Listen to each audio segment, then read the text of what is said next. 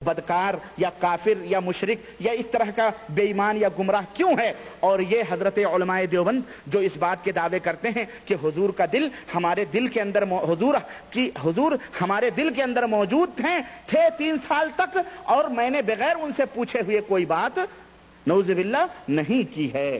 پھر اور جوش ہوا، شیطان نے اور کھودا ہوگا۔ ابھی تک تو رسالت کے منصب پر پہنچے نا، خدائی کا دعویٰ تو کرنا باقی ہے نا۔ اور جوش ہوا، فرمایا اور کہہ دوں، عرض کیا گیا فرمائیے، مگر خاموش ہو گئے۔ اب ایک ہی تو چیز باقی تھی، نبی کے بعد تو خدائی کا درجہ ہے نا، اب اس کے بعد تو اور تیسرا تو آئے، شیطان تک تو پہنچیں گے نہیں، کیونکہ عروج ہو رہا ہے نا، تو عروج میں جو ہے زوال نہیں آ سکتا ہے۔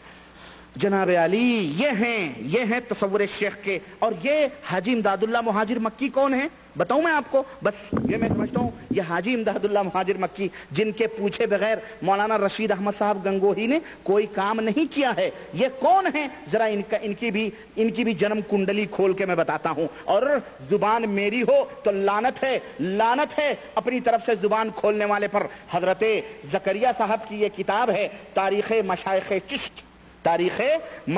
چشت، حضرت زکریا صاحب کی کتاب ہے، اور اس کے اوپر لکھا ہوا ہے برکت العصر والعصر ان الانسان، ہے نا، قسم ہے زمانے کی، تو عصر مانے زمانہ، برکت العصر زمانے کے برکت، قطب العالم، پورے 4 قطب ہیں پوری دنیا کے اندر، ایک کونا پکڑے ہوئے ہیں، تو ایک کونا زکریا صاحب بھی پکڑے ہوئے ہیں، جس دن یہ ہلیں گے اس دن ختم، خلاص دنیا ہی ختم ہو جائے گی۔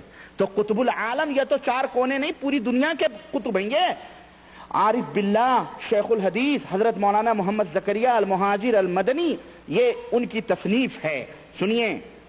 اور اس کا پتہ ملنے کا مکتبہ شیخ زکریا مفتی اسٹریٹ سہارنپور یو پی۔ اور یہ حضرت امداد اللہ مہاجر مکی کے بارے میں کیا لکھتے ہیں، ذرا وہ بھی آپ حضرات ذرا غور سے دیکھیں کہ جناب علی انہوں نے کیا بیان دیا ہے، اللہ انہیں ہدایت عطا فرمائے۔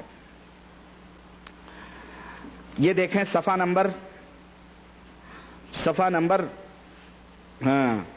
234، حاجی امداد اللہ مہاجر مکی کی بات میں کر رہا ہوں، جو مولانا رشید احمد گنگوہی کے دل میں تھے، اور یہ سب پورا ڈانڈا ایک ہی ہے بھائی، سنو، یعنی پورے دیوبند کے لوگ ان سے مرید تھے۔ کہتے ہیں کہ جب حضرت بیمار ہو گئے تو حضرت نے کہا مجھے جھنجھانا پہنچاؤ، مجھے قصہ مختصر لمبا چوڑا ہے، بہرحال کہنے لگے مجھے جھنجھانا پہنچاؤ، تو جھنجھانا کے لیے یہ جو ہے حضرت جانے لگے، تو کہتے ہیں پالکی تھانہ بھون پہنچی تو میانہ مسجد کے پاس ٹھہرایا، میں بھی خدمت میں حاضر ہوا، حضرت نے فرمایا اچھا بہرحال تم اکیلے تھے، پھر کہتے ہیں کہ حضرت نے فرمایا کہ اب پیام سفر آخرت آ گیا ہے، یعنی اب مرنے والا ہوں میں۔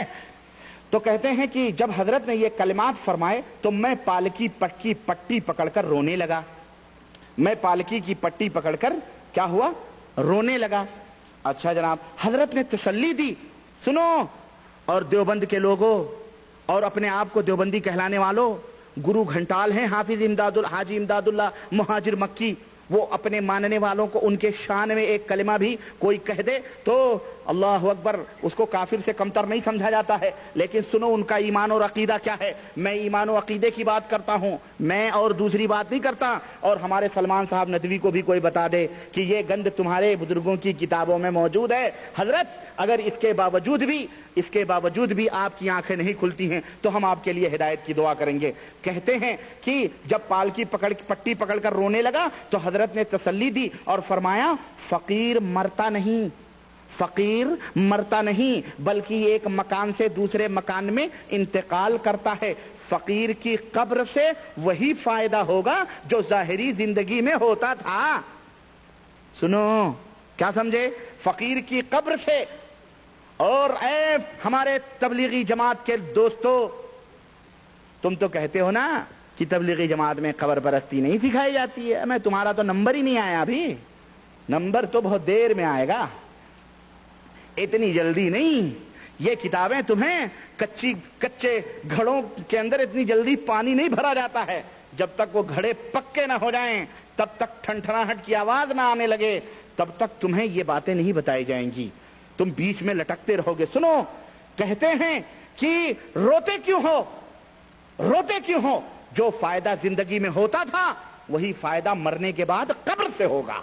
استغفر اللہ، یہ بتاؤ بریلوی اگر قبر کے اوپر پوجا کرے, قبر والے کے اندر تصور کرے اور یہ تصور کرے کہ میرا پیر سن رہا ہے, میرا پیر زندہ ہے, حضرت بیٹا دیتے ہیں, حضرت بیٹی دیتے ہیں, حضرت سے وہی فائدہ ہوگا جو زندگی میں فائدہ ہوتا تھا. حضرت زندگی میں کھانا کھلاتے تھے, مرنے کے بعد بھی کھانا کھلائیں گے. حضرت زندگی میں پانی پلاتے تھے, مرنے کے بعد بھی پانی پلائیں گے. حضرت زندگی میں شادی کرتے تھے, مرنے کے بعد بھی شادی کریں گے, سب کچھ کریں گے. جو فائدے زندگی میں وہی فائدے آخرت میں مرنے کے بعد بھی. تو بتاؤ باقی کیا رہا پھر؟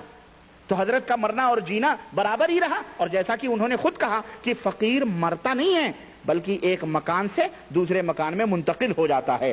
بالآخر 58 سال کی عمر میں آخرکار وہ مر گئے. بہرحال جناب علی مر گئے, ان کو ایک شہید کے بغل میں دفن کر دیا گیا. تو ایک صاحب کشف بزرگ ان کے مزار پر حاضر ہوئے. کن کے؟ حضرت میاں جی نور محمد کے مزار پر حاضر ہوئے. تو انہوں نے کہا افسوس کس ظالم نے ان کو سید محمود کے پاس دفن کر دیا ہے.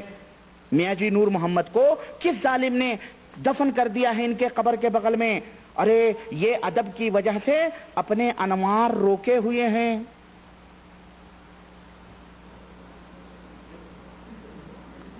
ہاں ریموٹ کنٹرول ہے, بالکل روکے ہوئے ہیں اپنے انوار. اگر کسی ویرانے میں ہوتے تو دنیا ان کے انوار سے جگمگا جاتی. سنو دیوبندیوں کا یہ عقیدہ ہے, قبروں سے انوار پھوٹتے ہیں, قبروں سے فائدے ہوتے ہیں, قبروں سے جناب. اب کہو گے کوئی کہہ سکتا ہے تم جاہل ہو, یہ انوار کا مطلب یہ نہیں ہے کہ روشنی, انوار کا مطلب ہے ہدایت. ہدایت, ہدایت کی روشنی, ہدایت کی روشنی, فائدے کی روشنی. تو زندگی میں نہ پھوٹی, مرنے کے بعد پھوٹ رہی ہے, مرنے کے بعد پھوٹ رہی ہے. اور یہ میاں جی نور محمد کون ہے معلوم ہے؟ ہاں یہ میاں جی نور محمد وہی ہیں جن کے لیے گنگا میاں نے اپنا ہاتھ نکالا تھا, اور بڑا حسین ہاتھ تھا. اور گنگا میاں سے انہوں نے پانی مانگا تو گنگا میاں نے اندر سے پانی لوٹے میں دے کے بڑے حسین و جمیل حضرت میاں جی نور محمد کو دیا تھا. اب یہ واقعہ ہے, میں بتاؤں گا بعد میں. یہ سب اللہ کی قسم ہے, یہ سب ان کے کتابوں کے اندر لکھا ہوا ہے. اور افسوس تو اس بات کا ہے کہ اس دور کے مفکر ملت جو مر گئے حضرت علی میاں ندوی صاحب, ان کے مقدمے کے ساتھ یہ کتاب چھپی ہوئی ہے. مجھے افسوس تو اس بات پہ ہوتا ہے کہ یہ کیا ہے. اور آج ابھی بھٹکل کے اندر سے, میں دمام میں تھا جب میں دبئی جا رہا تھا, تو دمام میں تھا میں, تو ہمارے ایک دوست, کچھ دوستوں نے حضرت مولانا نمبر نکلا بھٹکل نیوز کا, اس کے اندر باقاعدے مولانا اکبر علی ندوی صاحب ہیں انہوں نے, اور میں وہ آرٹیکل لایا ہوں, ریاض والوں نے لے لیا ہے انشاءاللہ وہ فیکس. میں نے کہا بھائی فیکس کر دینا, جمعرات کو میرا پروگرام ہوتا ہے, میں ذرا وہاں نقاب کشائی کروں گا اور ایک نیا دھماکہ ہوگا لوگوں کے ذہنوں میں. لیکن وہ پتہ نہیں, اب آفس تو بند ہے, بہرحال بھیجا ہوگا انہوں نے, لیکن میں لاؤں گا انشاءاللہ, کوئی بات نہیں ہے. وہ تو میں تو کوئی بتایا نا, ایک لفظ جو بولوں اور ریکارڈ میرے پاس نہ ہو, الحمدللہ ریکارڈ ہوتا ہے. میں کوئی بات کیوں, مجھے پتا ہے گرو گھنٹال لوگ بلبلا رہے ہیں, چیخ رہے ہیں, چلا رہے ہیں, ارے یہ کیا پولیں کھول رہا ہے, اس نے تو زندگی, یہ تو پورا ہمارا بیڑا غرق کر رہا ہے. ہاں اس لیے میں مکمل طور پر مکمل سے لے کر کے چل رہا ہوں, تاکہ مانو نہ مانو جانے جہاں اختیار ہے. یہ حقیقت ہے, توبہ کرو اور تقوی طہارت اور پرہیزگاری کی باتیں نہ کرو, وہ بات کی بات ہے. پہلے ایمان اور عقیدہ درست کرو, آؤ کتاب و سنت کے مطابق ایک پلیٹ فارم پہ, بعد میں دیکھ لیں گے. تو جناب علی لکھتا ہے, مولانا اکبر علی ندوی صاحب ہیں, کوئی اتر پردیش کے وہاں پڑھا رہے ہیں, وہ لکھتے ہیں کہ حضرت مولانا جو تھے ان کی اس کو خواب میں دیکھا ہے 3 بڑے بڑے ندوی مولویوں نے. ہمارے ندوی صاحب بھی بیٹھے ہیں, غور سے سنیے. 3 بڑے بڑے ندوی مولویوں نے دیکھے ہیں اس خواب کو, اور لکھا ہے کہ حضرت مولانا کی صورت خواب میں دیکھا, ہم نے رسول اللہ صلی اللہ علیہ وسلم کو دیکھا تو حضرت مولانا کی صورت بے عین ہی رسول اللہ صلی اللہ علیہ وسلم کی صورت ہے. استغفر اللہ. حضرت مولانا کی صورت کیا ہے؟ بے عین ہی رسول اللہ صلی اللہ علیہ وسلم کی طرح نہیں, بے عین ہی رسول اللہ صلی اللہ علیہ وسلم کی صورت ہے, طرح نہیں ہے, مثل بھی نہیں ہے. حضرت کی صورت بے عین ہی رسول اللہ صلی اللہ علیہ وسلم کی صورت ہے. حضرت بہت بڑے تصرف والے تھے, حضرت تصرف فرماتے تھے لیکن ڈینگے نہیں ہانکتے تھے.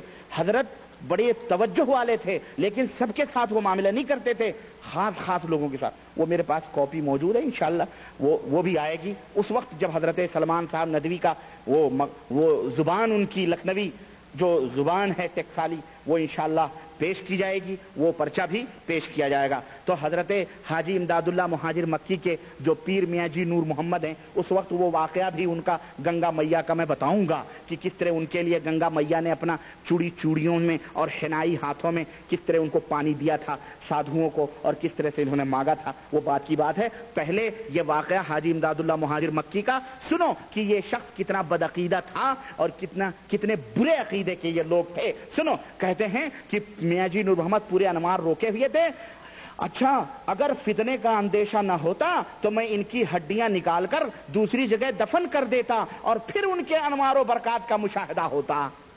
اور میں کہتا ہوں دیوبند کے لوگوں، جاؤ، میں نقض امن کی ذمہ داری لیتا ہوں، تمہیں کوئی اللہ کی قسم چھیڑنے نہیں آئے گا۔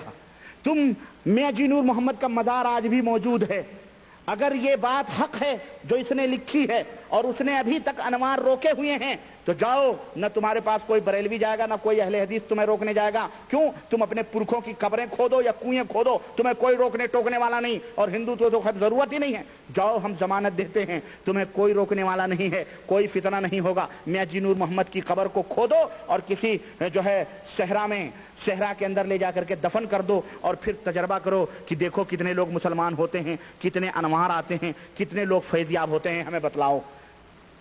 ہے کہ نہیں ہے بھائی؟ مشورہ ہے، صحیح کہ نہیں ہے؟ کاش اس مشورے پہ عمل ہوتا، لیکن یہ بولتے ہیں سمجھتے نہیں، یہ بولتے ہیں سمجھتے نہیں ہیں۔ اللہ انہیں سمجھ عطا فرمائے۔ کہتے ہیں کہ مزار کے سرہانے، اب زکریا صاحب کی زبان سنیں، زکریا صاحب کہتے ہیں کہ مزار کے سرہانے اعلی حضرت ابھی تک یہی اعلی حضرت تھے، نہیں کون؟ بریلی کے خان صاحب یہی اعلی حضرت تھے۔ ہاں یہ دیکھیں اعلی حضرت یہی تھے، صرف حضور پرنور اعلی حضرت، یہ بھی اعلی حضرت ہیں۔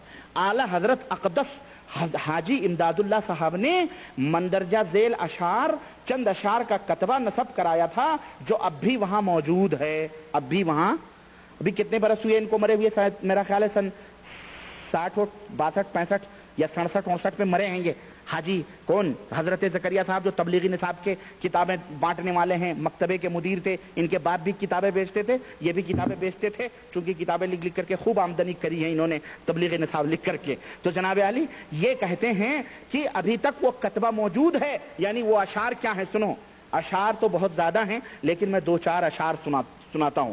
کہتے ہیں کہ پاس اس مرقد کے قبلہ رخ نبی، پاس اس مرقد کے قبلہ رخ نبی، ہے زیارت گاہ میرے پیر کی، اس جگہ ہے مرقد پاک جناب، اس جگہ ہے مرقد پاک یعنی پاک قبر میرے پیر کی، اس جگہ ہے مرقد پاک جناب، سر جھکاتے ہیں جہاں سب شیخ و شاب، سب بڈھے اور نوجوان جہاں جا کے کیا جھکاتے ہیں؟ شیش نواتے ہیں، سر جھکاتے ہیں۔